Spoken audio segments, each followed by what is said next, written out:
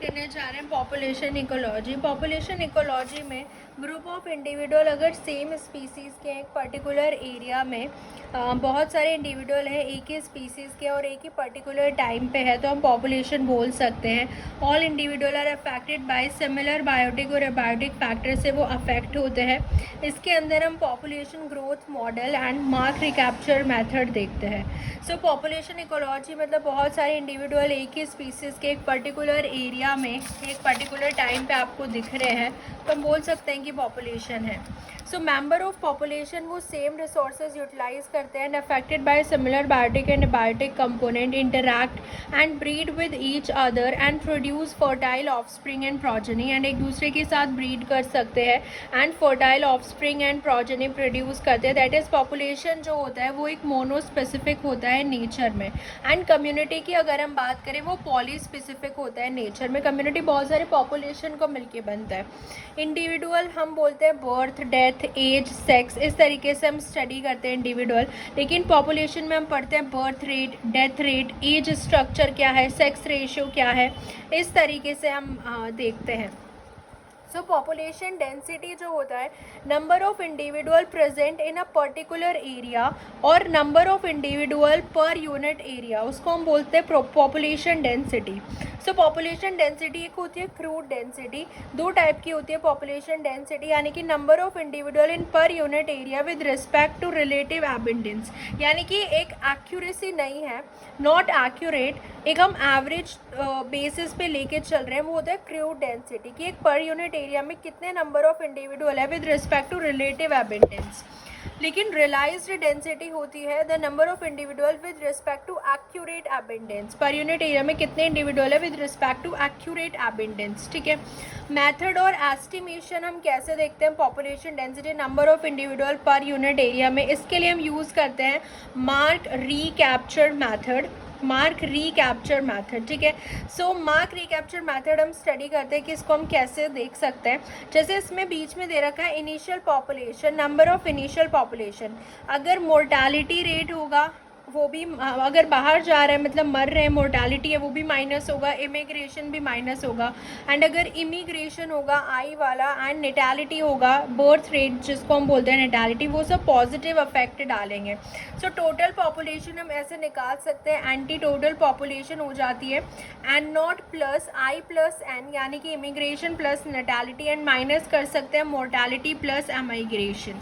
ठीक है, सो इस तरीके से हम ये निकाल सकते हैं final population size.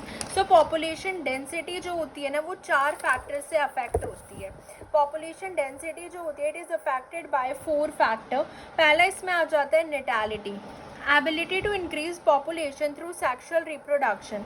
Population natality होता है बर्थ रेट, बर्थ रेट यानी कि हम पॉपुलेशन को बढ़ा सकते हैं थ्रू सेक्सुअल रिप्रोडक्शन। पॉपुलेशन दो टाइप की हो जाती है, एक होता है जेनेट पॉपुलेशन एंड एक होता है रेनेट पॉपुलेशन। जेनेट मतलब zygotic population, sexually reproducing population.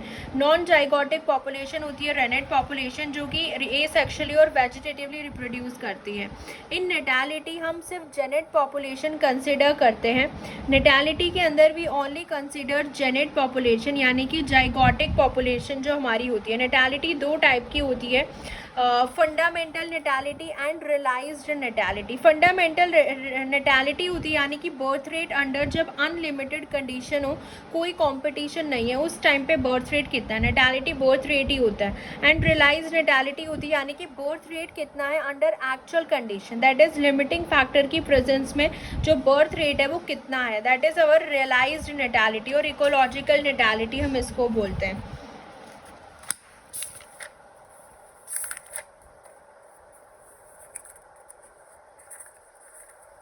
सो अब हम पढ़ते हैं होम रेंज एंड टेरिटरी के बारे में। होम रेंज जो होता है ना बेसिकली ऑर्गेनिज्म एक पर्टिकुलर एरिया अपना बना लेता है जिसमें वो सर्च करता है रिसोर्सेज के लिए, can be close to particular area और फार अवे, मतलब ये उसका डिफेंडेड एरिया नहीं होता।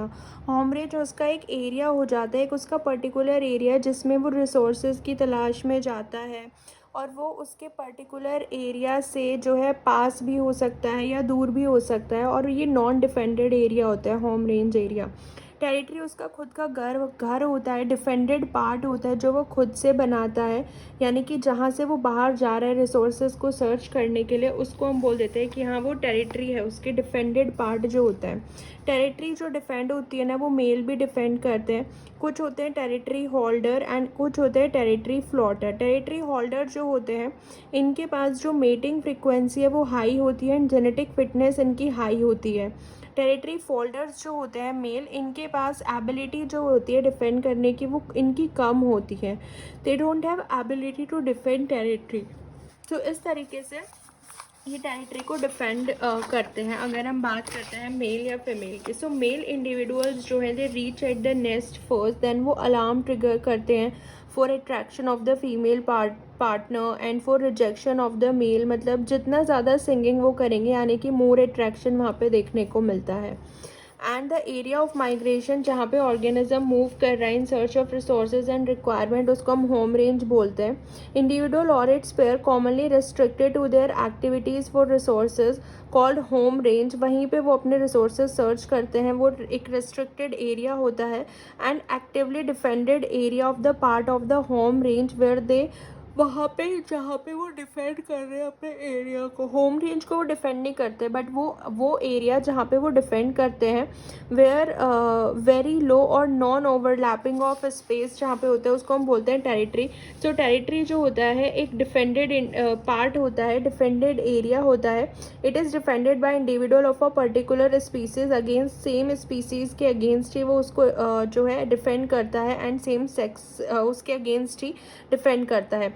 टेरिटरी जो होता है is mainly defended bye fighting, aggressiveness या सिंगिंग होता है या डांसिंग और फेरोमोन्स जो होते हैं बेस्ड इन यूरिन और ऑफ डॉग्स, तो वो इस तरीके से अपनी टेरिटरी को डिफेंड करते हैं। In most of the singing bird male individual male individual arrive on the nest before the female and advertise their territory।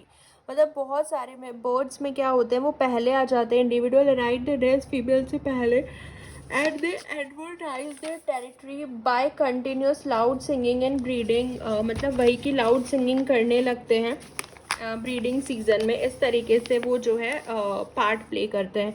Loud singing जिससे रिप्रोडक्टिव फिटनेस जो है वो बढ़ जाता है by attraction of female and rejection of male in a particular area.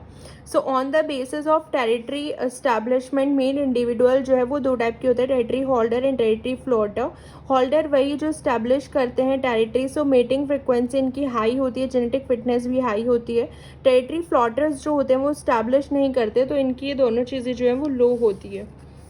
Mating behaviour होता है according to the sexual selection concept male individuals are more beautiful than female. So according to handicap hypothesis male individual जो है उनके पास ornamental characters होते हैं जिनसे उनका risk of mortality जो है वो बढ़ जाता है, increase the risk of mortality. So variation in phenotype अगर हम देखेंगे तो वो इक्वल टू होता है VG variation in genotype plus variation in environment. Female जो होती है वो डायरेक्टली सेलेक्ट करती है फिटेस्ट फिनोटाइप को एंड इनडायरेक्टली वो सेलेक्ट कर रही है फिटेस्ट जीनोटाइप को, क्योंकि ऑर्नामेंटल कैरेक्टर जो है उनकी हाई जेनेटिक क्वालिटी को ही डिस्क्राइब करते हैं। मेटिंग बिहेवियर दो टाइप का देखने को मिलता है, एक हमें मिलता है मोनोगैमी एंड एक होता है पॉलीगैमी। मोनोगैमी होता है जब एक male and only one female. So ये बहुत ही low degree of sexual dimorphism इसमें होता है। पेरेंटल केयर दोनों पेरेंट्स करते हैं and one male mate with only one female, and बस इसमें यही होता है कि एक के साथ ही। एंड दिस पेयरिंग ये सीजनल होती है या फिर होल लाइफ के लिए होती है, कि बर्ड्स में मोस्टली देखने को मिलती है मोनोगैमी। एक मेटिंग बिहेवियर पॉलीगैमी होता है। पॉलीगैमी के अंदर तीन टाइप आ जाते हैं, ठीक है। पहला हम पढ़ते हैं पॉलीगाइनी। पॉलीगाइनी होता है कि एक मेल मेट करता है विद मल्टीपल फीमेल। पॉलीगाइनी आ रहा है ना, यानी कि multiple female. So one male with multiple female in breeding season. इस कंडीशन में मेल जो है वो डायरेक्टली कंट्रोल करता है फीमेल को by fighting with other male, ठीक है। वो दूसरे मेल के साथ फाइट करेगा एंड इनडायरेक्टली कंट्रोल करता है by providing good nest site और बेटर फूड रिसोर्सेज प्रोवाइड करता है, तो मतलब कंट्रोल कर रहा है directly. In this case males जो है they are attractive, aggressive and fighter होते हैं large in size, manipulative in nature. In this condition female जो है usually provide nearly all parental care, that is male जो होता है वो पैरेंटल केयर में इन्वॉल्व नहीं होता है। Example mammals. ये था हमारा पॉलीगाइनी। पॉलीएंड्री होता है जिसमें one female mate with multiple male and breeding season. इस कंडीशन में क्या होता है, फीमेल जो है वो डायरेक्टली कंट्रोल करती है मेल को by fighting aggressiveness, killer and killing other female, and indirectly control करती है by providing better resources and good nest site. इस कंडीशन में फीमेल एग्रेसिव, फाइटर, मतलब बहुत ज़्यादा अट्रैक्टिव, लार्जर एंड मैनिपुलेटिव वही होती है। इसमें पेरेंटल केयर मेल करता है। जैसे इसका हम एग्जांपल देख सकते हैं पॉलीएंड्री का, जैसे सी हॉर्स या एम्फीबियंस में जिसमें एक्सटर्नल फर्टिलाइजेशन होती है, उस केस में पॉलीएंड्री देखने को मिलता है। पॉलीएंड्री मतलब one female with multiple male. And third last हमारा बचता है that is promiscuity. And promiscuity ये भी क्या होता है, इस कंडीशन में क्या होता है प्रोमिस्क्यूटी, ये सारे हम कौन से देख रहे हैं, पॉलीगैमी के देख रहे हैं ना, मोनोगैमी एंड पॉलीगैमी दो देखा था हमने। हाँ, तो ये सब पॉलीगैमी के हम देख रहे हैं, पॉलीगाइनी, पॉलीएंड्री, एंड एक हमारा लास्ट है दैट इज प्रोमिस्क्यूटी। प्रोमिस्क्यूटी में इस कंडीशन में क्या होता है, दोनों male and female, male with mate with multiple partner breeding season, दोनों ही मैनिपुलेटिव होते हैं, इसमें कोई पेरेंटल केयर ही नहीं होती है। तो ठीक है, तो ये होता है प्रोमिस्क्यूटी। सो इस तरीके से जो है ये मेटिंग बिहेवियर होता है जो हम पढ़ते हैं। ठीक है, this is the mating behaviour. Benefit जो है वो कॉस्ट से ज़्यादा होना चाहिए, benefit should be more than cost. हाँ, ये अभी हम पढ़ेंगे बेनिफिट जिसमें कॉस्ट से ज़्यादा होना चाहिए। सो अब हम पढ़ने जा रहे हैं पॉपुलेशन ग्रोथ के बारे में। ठीक है, so this is about population growth. Okay, so population ecology group of individual of same species present एक पर्टिकुलर प्लेस पे ऑन पर्टिकुलर टाइम। ये हम देख चुके हैं। जैसे कि एक एनवायरनमेंट है, इसमें हम सिर्फ एक ही इंडिविजुअल देख रहे हैं। तो जब हम एक ही इंडिविजुअल की स्टडी करते हैं, हम बर्थ, डेथ, ये सब स्टडी करते हैं। जब हम पॉपुलेशन में स्टडी करते हैं, ये सेम ही स्पीसीज़ के डिफरेंट इंडिविजुअल होते हैं। सो हम size, birth rate, natality, death rate, growth rate, change in population size, density हम देखते हैं कितना एरिया ऑक्यूपाइड है, abundance, pattern of dispersion, age pyramid, survivorship curve, life table, and ये सारी चीज़ें हम इसमें स्टडी करते हैं पॉपुलेशन में। ठीक है, जिसमें से हमने सर्वाइवरशिप कर्व जो है वो देख लिया है। हम ये सारी चीज़ें स्टडी करते हैं एक एक करके। सो साइज़ की जब हम बात करते हैं दैट इज़ पॉपुलेशन साइज, तो टोटल नंबर ऑफ इंडिविजुअल कितने हैं एक ही पॉपुलेशन में, एक पर्टिकुलर टाइम पे, एक पर्टिकुलर एरिया में कितने हैं, तो हम वो n से डिनोट करते हैं। सो n कहीं भी दिख जाए दैट इज़ पॉपुलेशन साइज़। अगर यहाँ पे हम देखें पॉपुलेशन साइज़ जो है वो 14 आ रहा है, बट साइज़ जो है वो चेंज नहीं हो सकता, ये कांस्टेंट रहता है। At present size of population अगर हम देखें तो वो 14 है। साइज़ ऑफ पॉपुलेशन अगर हमें देखना है आफ्टर अ गिवन टाइम, अभी एट प्रेजेंट तो 14 है, लेकिन अगर आफ्टर अ गिवन टाइम हमको साइज़ ऑफ पॉपुलेशन देखना है तो वो हम कैसे निकालते हैं। So after a given time वो डिपेंड करता है birth rate and death rate पे, जिसको हम बी से, small B and small D से डिनोट करते हैं, birth rate and death rate. यानी कि बर्थ रेट अगर ज़्यादा होगा तो पॉपुलेशन साइज़ बढ़ेगा, डेथ रेट ज़्यादा होगा तो पॉपुलेशन साइज़ कम होगा। सो आफ्टर अ गिवन टाइम इस पर डिपेंड करता है। सो अगर हमें पॉपुलेशन का साइज़ निकालना है, एन टी प्लस एन का मतलब है एट अ गिवन टाइम, एक पर्टिकुलर टाइम के बाद, आफ्टर गिवन टाइम, तो है B minus D plus N कर देंगे हम।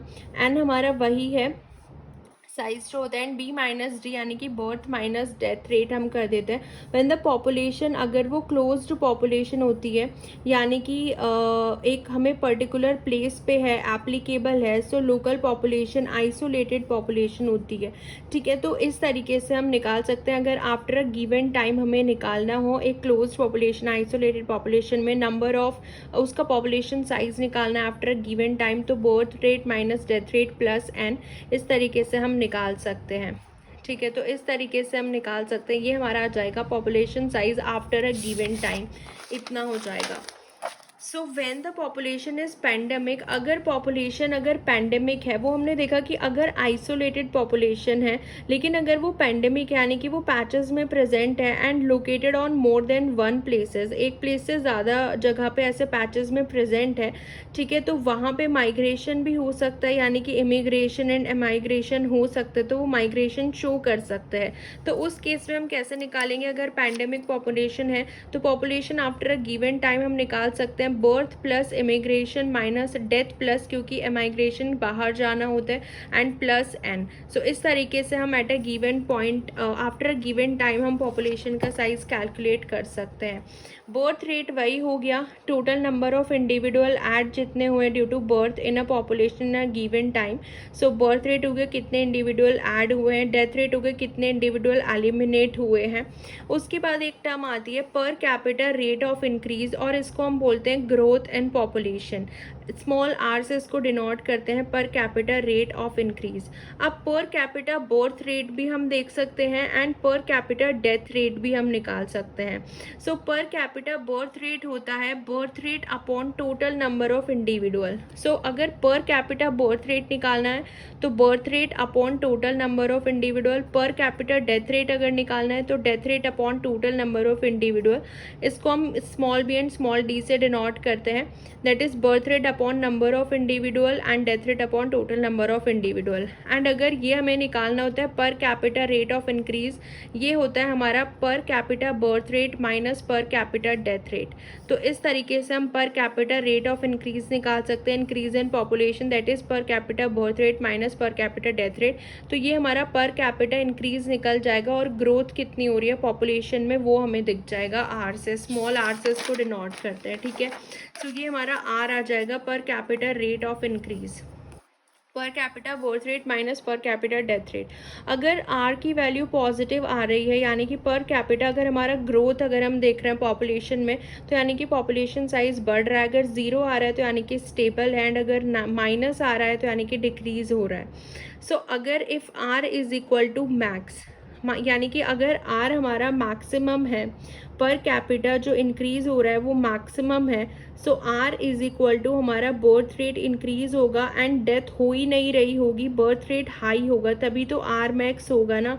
सो आर अगर मैक्सिमम है उसको हम बायोटिक पोटेंशियल भी बोलते हैं, एंड आर तभी मैक्सिमम होगा अगर बर्थ रेट बहुत ही ज़्यादा हाई हो और डेथ रेट जो है वो बहुत ही कम हो ही ना डेथ रेट। उस टाइम पे हमारा जो आर है, जो पर कैपिटा ग्रोथ इंक्रीज हम निकालते हैं, वो उसको हम बायोटिक पोटेंशियल भी बोलते हैं अगर R is equal to max है तो, ठीक है।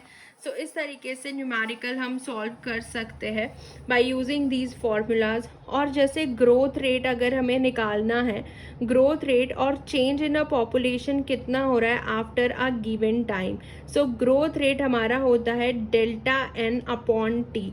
सो डेल्टा एन यहाँ पे आ रहा है कि चेंज कितना है पॉपुलेशन साइज में, change in a population after a given time. So growth rate हम निकाल सकते हैं डेल्टा एन बाई टी से, that is the growth rate, ठीक है। ग्रोथ रेट हम इससे निकाल सकते हैं। डेंसिटी की अगर हम बात करें, सो पॉपुलेशन डेंसिटी होता है मास अपॉन वॉल्यूम। सो यहाँ पे अगर हम पॉपुलेशन डेंसिटी की बात करते हैं तो ये हमारा आ जाता है नंबर ऑफ इंडिविजुअल कितने हैं पॉपुलेशन में अपॉन टोटल एरिया। सो पॉपुलेशन साइज कितना है, number of individual upon total area. So population size upon total area. Density भी दो तरीके की होती है, क्रूड डेंसिटी जो हम रफली एक्सप्रेस कर देते हैं, एंड एक स्पेसिफिक डेंसिटी होती है एबंडेंस जो एकदम एक्यूरेट होती है, क्रूड डेंसिटी। सो डेंसिटी पॉपुलेशन डेंसिटी होता है population size upon total area कितना है। सो क्रूड डेंसिटी जैसे मान लो 10 इंडिविजुअल है पर यूनिट एरिया में, सो क्रूड डेंसिटी हमारी हो जाएगी पॉपुलेशन का जो साइज है वो हमारा 100 आ जाता है अपॉन 10, यानी कि population size upon total habitable area कितना है उसको हम निकालते हैं। तो पॉपुलेशन साइज 100 है अपॉन टोटल हैरिटेबल एरिया 10 है, तो ये हमारी क्रूड डेंसिटी हो गई।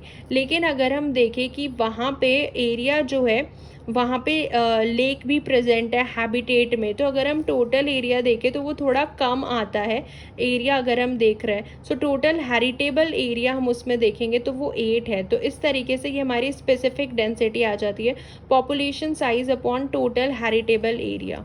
एबंडेंस जो होगा वो हमेशा ज़्यादा होगा, will always more than the crude density. Abundance हमेशा ज़्यादा होगा क्रूड डेंसिटी से।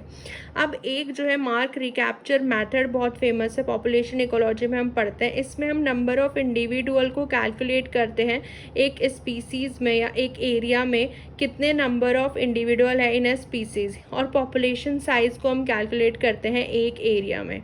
सो बहुत सारे मेथड होते हैं, जैसे remote sensing is one of the method to determine tree density in a forest, to determine density. So mark recapture method भी उसी में से एक है। इसको हम पेटरसन मेथड बोलते हैं, जिसमें हम पॉपुलेशन साइज एक एरिया का पता लगा सकते हैं। सो मार्क रिकैप्चर मेथड इसने क्या किया था, सबसे पहले इसने क्या किया, कैच किया।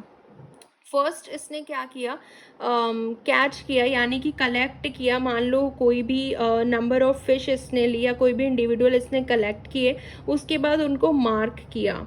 सो हमारे पास C16 है, कलेक्ट किए एंड M मार्क किया 16, देन रिलीज़ कर दिया उनको सेम ही प्लेस में। फिर जब दोबारा कैच किया तो उस बार हमारे कैच पकड़ में आए 20 पकड़ में आए, ठीक है। सो मार्क्ड, जिसमें से मार्क्ड थे ओनली 5, ठीक है। सो हम यहाँ पे निकालते हैं कि टोटल जो है हमारे पास कितने आए, दैट इज़ टोटल हमने पकड़ में आए दैट इज़ 20 एंड मार्क्ड कितने थे 5।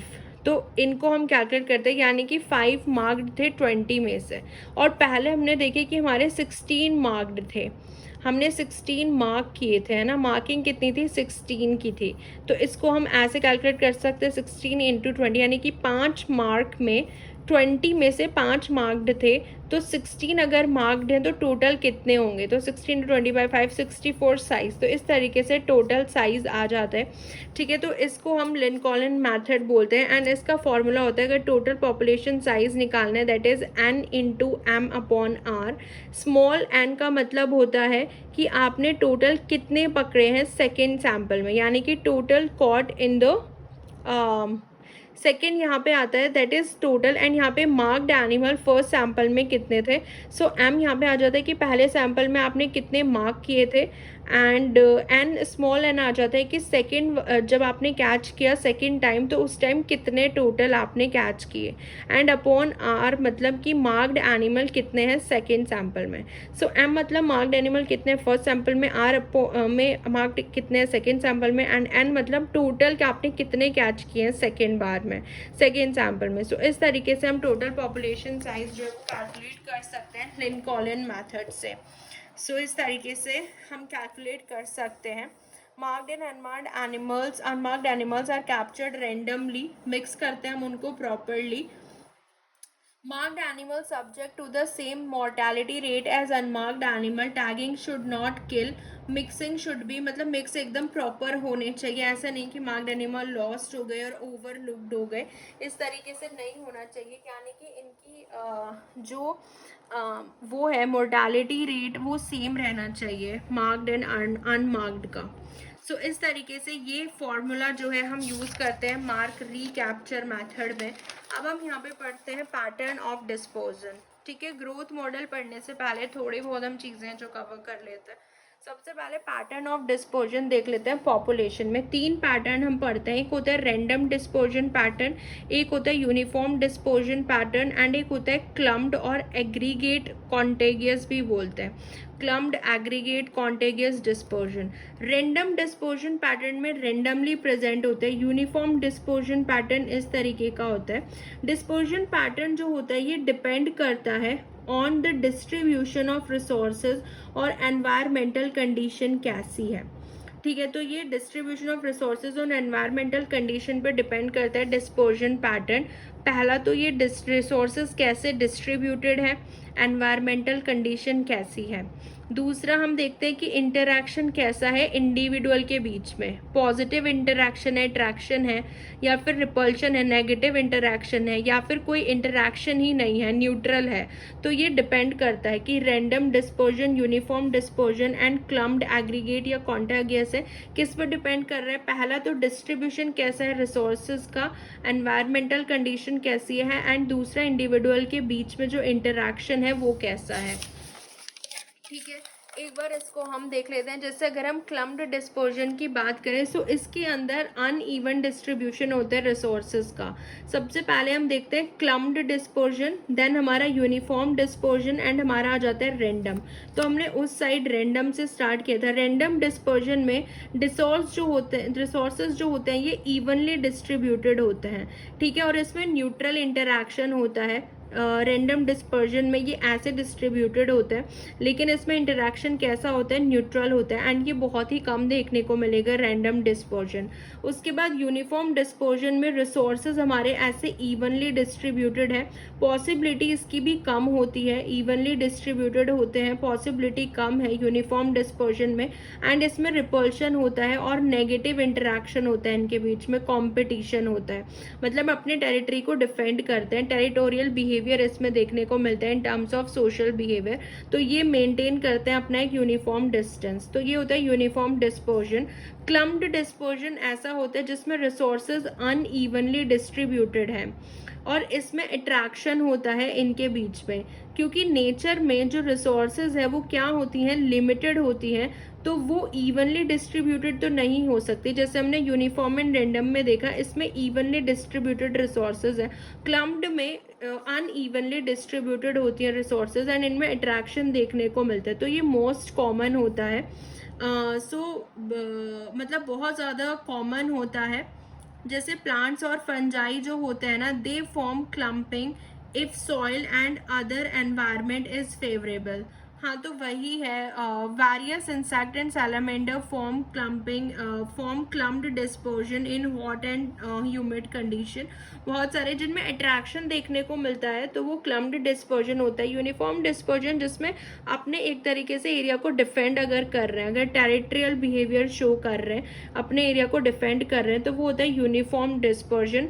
नेगेटिव इंटरैक्शन देखने को मिलता है, repulsion, and resources evenly distributed होते हैं, पॉसिबिलिटी कम है। क्लम्प्ड डिस्पर्जन ज़्यादा देखने को मिलता है, अनइवनली डिस्ट्रीब्यूटेड है, अट्रैक्शन शो होता है। तो इस तरीके के ये 3 डिस्पर्जन जो है हम पढ़ते हैं। नेचर में रैंडम पैटर्न जो है वो बहुत ही कम देखने को मिलते हैं। मोस्ट कॉमनली क्लम्प्ड ही मिलेगा, मोस्ट कॉमनली, क्योंकि रिसोर्सेज जो है वो अनइवन है एंड अट्रैक्शन होता है। यूनिफॉर्म कभी कभी देखने को मिल सकता है। अब दूसरा ये हमने डिस्पर्जन पैटर्न देख लिया, ठीक है। अब हम देखते हैं जो हमारे एज पिरामिड होते हैं उसको हम कैसे ज्योमेट्रिकल रिप्रेजेंट करते हैं। Age distribution in population, we need a population, उसको हम डिवाइड कर देते हैं एज क्लासेस में, डिफरेंट एज क्लास में, ठीक है। जैसे 0 से 1 और ज़्यादा बिगर एज क्लास में अगर हमें इनको डिवाइड करना हो तो हम बोल देते हैं प्री रिप्रोडक्टिव एज इंडिविजुअल जो जुवेनाइल फेज में होते हैं, देन रिप्रोडक्टिव जो एडल्ट होता है, देन पोस्ट रिप्रोडक्टिव जो रिप्रोड्यूस नहीं कर सकते। So pre reproductive, reproductive adult, and then post reproductive age. इस तरीके से हम इनको क्या कर देते हैं, डिफाइन कर देते हैं। सो ये अब हम एज पिरामिड पढ़ने जा रहे हैं। इसके अंदर कोहर्ट की अगर आप देखोगे, कोहर्ट का मतलब होता है, इसका मतलब कोई भी क्लास और ग्रुप ऑफ इंडिविजुअल जिनका एज क्लास सेम है, और एनी ग्रुप जिनका एज जो है वो सेम है, सेम एज क्लास है। तो इसमें हम ये 3 पिरामिड पढ़ते हैं, ठीक है। सबसे पहला ये होता है, then second, and then third. So जो फर्स्ट पिरामिड हम देखते हैं ना, इसके अंदर जो होता है ना, ये मोस्ट कॉमन होता है नेचर में, इसको हम ब्रॉड बेस पिरामिड बोलते हैं। This population increase in upcoming time. यहाँ पे देखो, ये जो हमारा प्री रिप्रोडक्टिव है, then reproductive, and then post reproductive, ये बहुत कॉमन होता है नेचर में। As when reproduce more than 1 offspring, यानी कि इसके अंदर हमको जो बर्थ रेट है वो ज़्यादा होते हैं, this population increase in upcoming time में ये बढ़ेगा, अपकमिंग टाइम में ये वाली जो पॉपुलेशन है वो बढ़ेगी, क्योंकि इसके अंदर reproductive phase and pre reproductive जो फेज है वो ज़्यादा है, एज ग्रुप जो है वो ज़्यादा है, इसका नंबर ज़्यादा है। तो इसलिए हम देख सकते हैं इसमें जो हमारा बर्थ रेट होता है वो ज़्यादा होता है as compare to death rate. तो इसके अंदर बर्थ रेट ज़्यादा होता है, ब्रॉड बेस पिरामिड में बर्थ रेट ज़्यादा होता है देन द डेथ रेट। दूसरा अगर हम बात करें, ये जो बेल शेप्ड पिरामिड होता है ना, बेल शेप्ड पिरामिड, ये स्टेबल होता है, pre reproductive and post reproductive इसमें बर्थ रेट डेथ रेट के इक्वल होता है, सो ये स्टेबल होता है। दूसरा जो होता है हमारा अर्न शेप्ड जिस तरीके का होता है, ये एक डिक्लाइनिंग फ्यूचर को रिप्रेजेंट करता है, यानी कि इसमें जो डेथ रेट है वो बहुत ज़्यादा है। पोस्ट रिप्रोडक्टिव हो गया, देन ये नीचे प्री रिप्रोडक्टिव तो कम है, रिप्रोडक्टिव जो एज ग्रुप है वो भी कम है, यानी कि इसके अंदर आगे चल के पॉपुलेशन में डिक्लाइन होना शुरू हो जाएगा। Declining population declining future show करता है, इसके अंदर बर्थ रेट कम है एंड डेथ रेट ज़्यादा है। तो ये 3 तरीके के ग्राफ होते हैं, ब्रॉड बेस पिरामिड होता है, देन एक बेल शेप्ड पिरामिड होता है एंड एक हमारा अर्न शेप्ड पिरामिड होता है। ठीक है, तो बस इसमें याद रखना है कि बेल शेप्ड में हमारे पास तो इक्वल होता है, स्टेबल होता है, ब्रॉड बेस वाले में बर्थ रेट ज़्यादा होते हैं, इंक्रीजिंग पॉपुलेशन शो करता है, एंड जो हमारा लास्ट वाला है अर्न शेप्ड, ये डिक्लाइनिंग फ्यूचर शो करता है। सो ये इस तरीके के पिरामिड हम देखते हैं, एज पिरामिड। अब हम देखते हैं एज डिस्ट्रीब्यूशन एंड एक लाइफ टेबल कैसे शो होती है। सो लाइफ टेबल में हम एज क्लास देखते हैं, लाइफ टेबल को हम यूज़ करते हैं सर्वाइवरशिप कर्व के लिए, एज स्पेसिफिक सर्वाइवल के लिए, number of individual remain survival in each age class, age specific mortality. So ये सारी चीज़ें हम इसमें स्टडी करते हैं। 2 टाइप ऑफ लाइफ टेबल जो है वो एग्जिस्ट करती हैं, 2 तरीके की लाइफ टेबल एग्जिस्ट करती हैं। सो लाइफ टेबल पे न्यूमेरिकल बेस्ड क्वेश्चन काफ़ी आता है। सो लाइफ टेबल एक कोहर्ट लाइफ टेबल होती है जिसको हम बर्थ से डेथ तक स्टडी करते हैं, एंड एक स्टेटिक लाइफ टेबल होती है जो हम एक पर्टिकुलर वन टाइम या गिवन टाइम में स्टडी करते हैं। सो कोहर्ट लाइफ टेबल बर्थ से डेथ तक, एंड स्टेटिक लाइफ टेबल एक पर्टिकुलर टाइम पे हम जिसको स्टडी करते हैं। ठीक है, सो इसमें देखो जो x से रिप्रेजेंट होती है वो एज क्लास होती है। देन अगर nx दिख रहा है यानी कि number of individual of similar age, dx मतलब डेथ से रिलेटेड है, एंड lx मतलब होता है एज स्पेसिफिक सर्वाइवल रेट कितना है, mx और bx अगर गिवन है एज स्पेसिफिक बर्थ और फर्टिलिटी रेट। सो बर्थ और फर्टिलिटी रेट जो होता है एज स्पेसिफिक mx और bx, and age specific survival rate lx, and qx हमारा होता है एज स्पेसिफिक डेथ रेट कितना है, दैट इज qx से हम डिनोट करते हैं। So age specific death rate, age specific birth और fertility rate, age specific survival rate l x, तो इन सारी चीज़ों से हम इनको डिनोट करते हैं।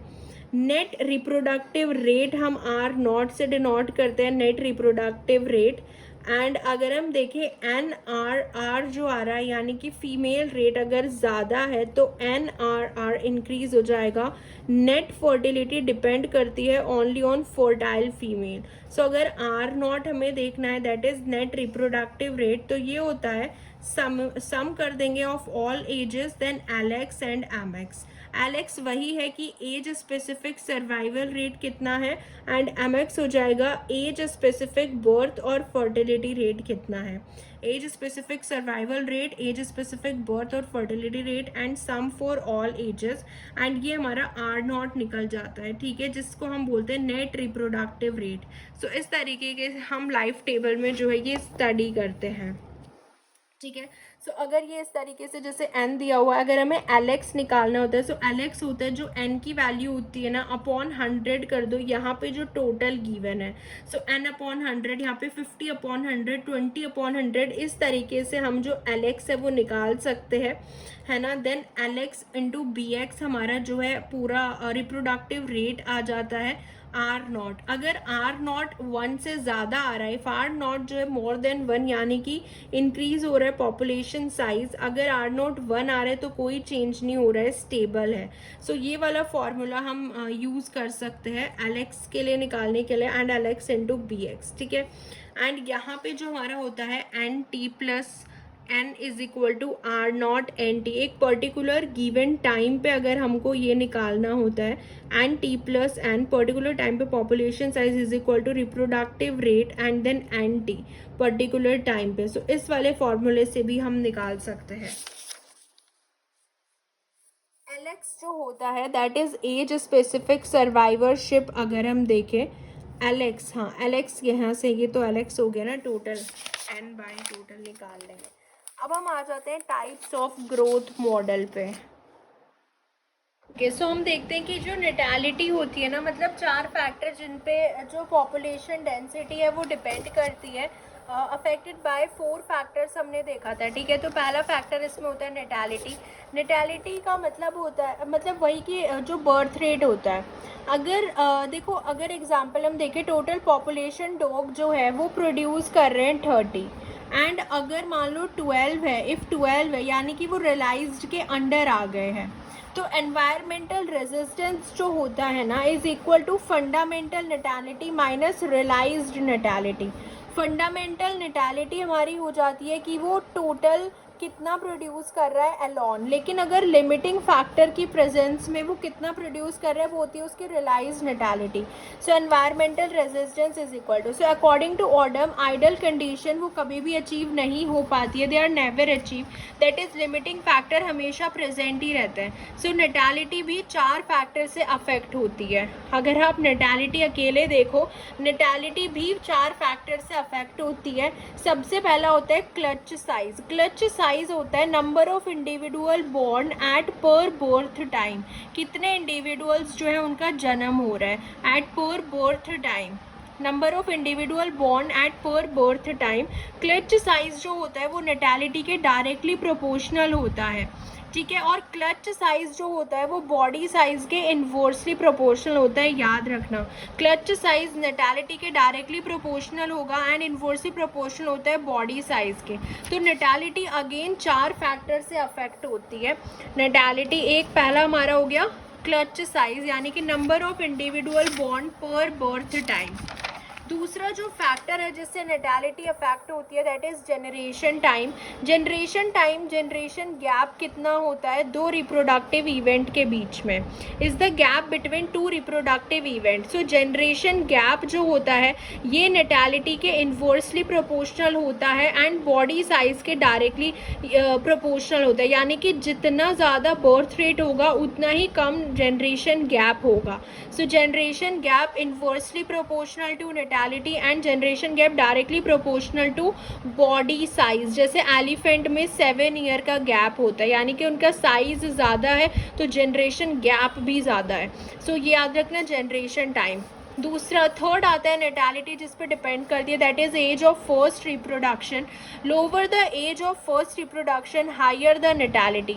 जितना फर्स्ट रिप्रोडक्शन की एज जितनी कम होगी ना उतनी ही ज़्यादा नेटैलिटी होगी एंड बॉडी साइज तो इंक्रीज होता है age of first reproduction.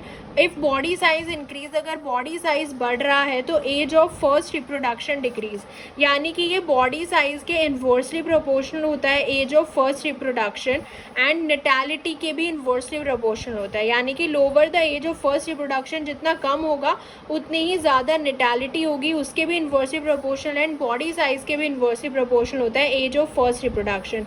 And sex ratio, जितना ज़्यादा नंबर ऑफ फीमेल होगा उतना ही ज़्यादा नेटैलिटी होगी, higher the number of female higher the natality. So ये नेटैलिटी के कुछ चीज़ें जिसपे वो डिपेंड करती है। क्लच साइज हो गया, क्लच साइज में नेटैलिटी डायरेक्टली प्रोपोर्शनल होती है, जनरेशन टाइम में इन्वर्सली प्रोपोर्शनल होती है natality, age of first reproduction भी इन्वर्सली प्रोपोर्शनल होता है and then sex ratio, female जितना ज़्यादा उतना ज़्यादा नेटैलिटी होगा, यानी कि बर्थ रेट।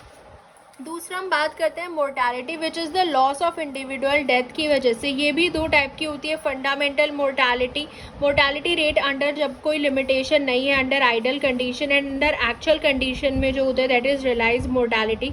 वाइटल इंडेक्स हम निकाल सकते हैं birth rate upon death rate into 100, ठीक है, इस तरीके से हम वाइटल इंडेक्स निकाल सकते हैं। एक चीज़ और याद रखना, micro evolution, macro and mega evolution क्या होता है। Only one nucleotide in gene at a genetic level, मतलब प्रोडक्ट वो सेम दे रहा है लेकिन अगर एक जीन के एक न्यूक्लियोटाइड में इवोल्यूशन हो रहा है उसको हम बोलते हैं माइक्रो इवोल्यूशन। मैक्रो मतलब पूरा का पूरा जीन चेंज हो रहा है, फिजिकली हमको उसमें चेंजेस नज़र आ रहे हैं, प्रोडक्ट उसका चेंज हो गया है, तो वो हो गया मैक्रो इवोल्यूशन। माइक्रो मतलब कि जीन के एक न्यूक्लियोटाइड में चेंज है और हमको प्रोडक्ट सेम मिल रहा है। मैक्रो मतलब कि फिजिकली हमको रिप्रेजेंट हो रहा है, विजिबल है उसमें जो चेंज हुआ है। मेगा इवोल्यूशन होता है यानी कि पूरी की पूरी स्पीसीज ही चेंज हो गई, big bang evolution, that is mega evolution.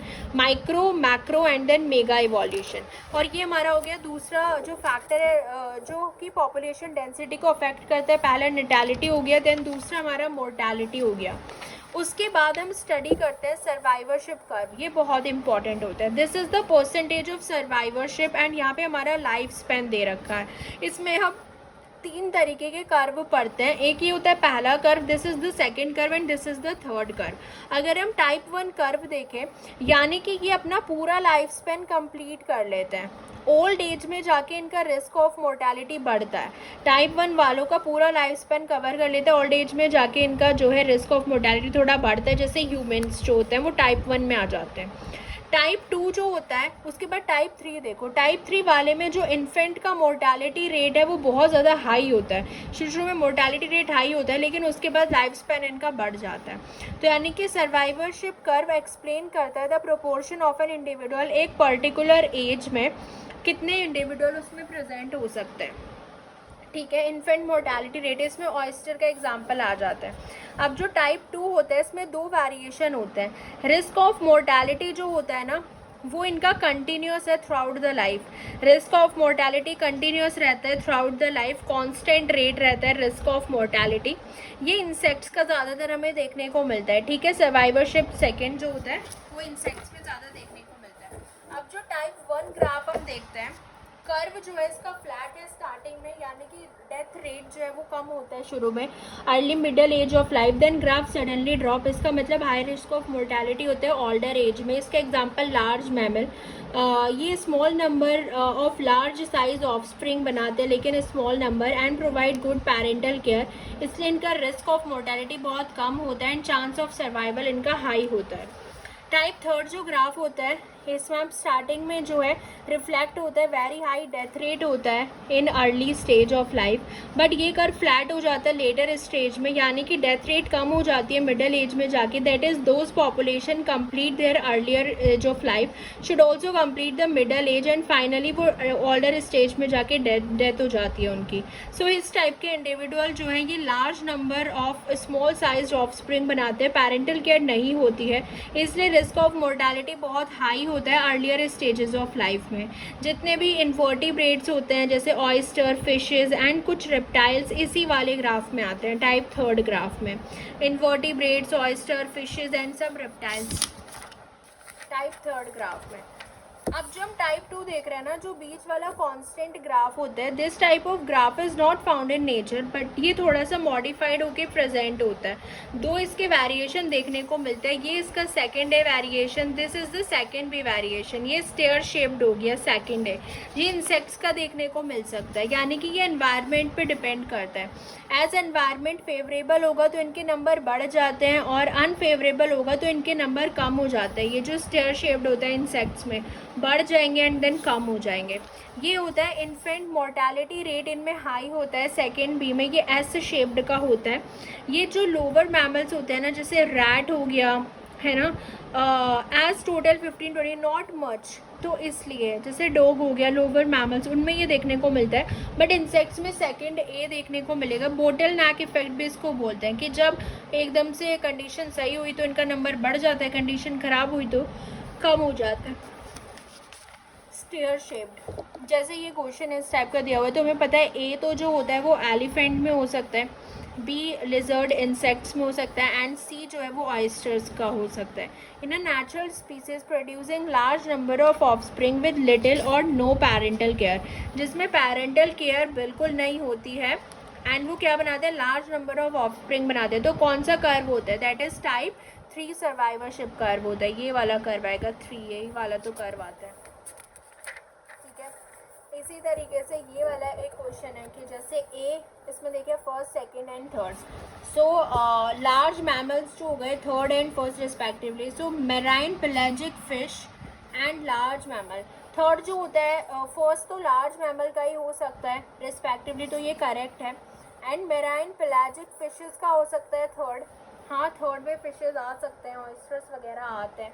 So fishes, marine pelagic fishes आ सकते हैं, एंड फर्स्ट में हमारा जो है वो मैमल्स आ सकते हैं। So marine pelagic fishes and large mammal, third and first respectively. Okay, about the trade-off in life history, natural selection always work and operate in two ways: number of offspring and size of offspring क्या है? Selection pressure influence trade-off between number and size of offspring. Plant and animal whose offsprings are not subjected to high risk of mortality, then they produce a small size of relatively large size offspring. And plant or animal जिनके offspring are subjected to high risk of mortality, they produce large number of small size of offspring. अगर predator small size prey prefer कर रहे हैं, then prey individual must be produce small number of large size offspring. अगर कोई predator है और वो small size prey को प्रेफर कर रहा है, तो प्रे को कैसे प्रोड्यूस करने चाहिए, they must be produce small number of, उनको लार्ज साइज ऑफस्प्रिंग बनाने चाहिए, small number of large size offspring. तो इसलिए हम इसमें एनर्जी पार्टीशनिंग देखते हैं।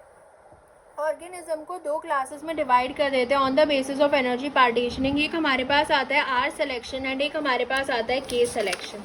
आर एंड के सिलेक्शन, पहले हम इनको देख लेते हैं ये क्या है।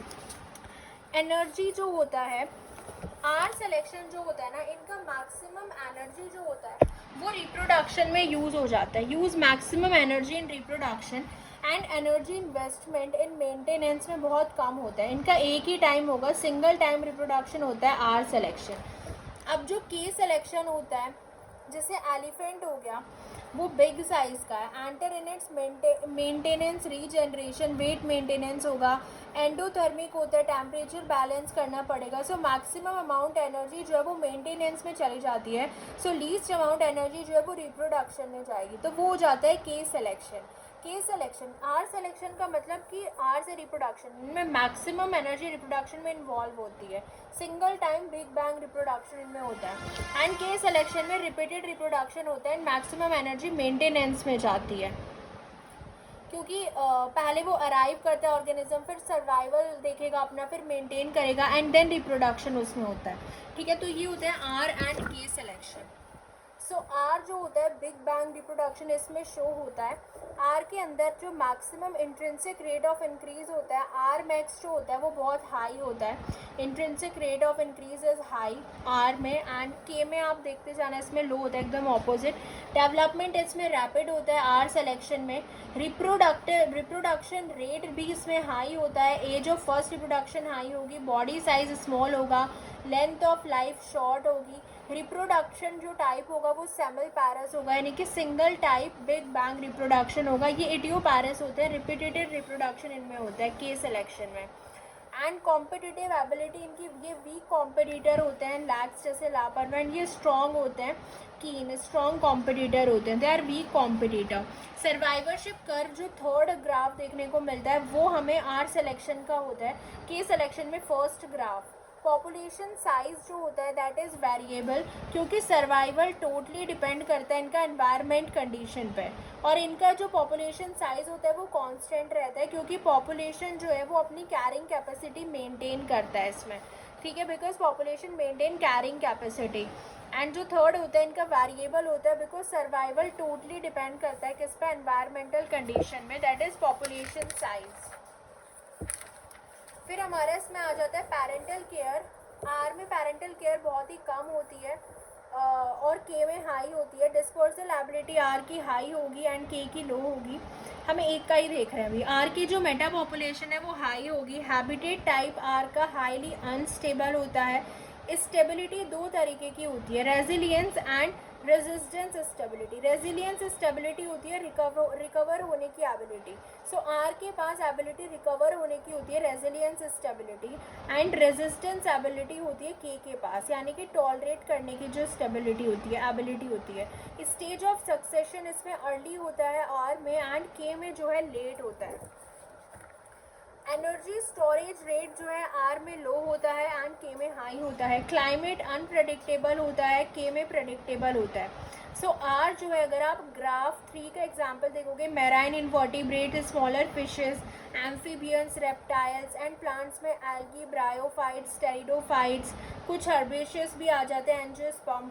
सिंगल टाइम रिप्रोडक्शन होता है एंड ये एक्सपोनेंशियल ग्रोथ कर्व शो करते हैं। जो आर टाइप होते हैं ना, दे शो एक्सपोनेंशियल ग्रोथ कर्व।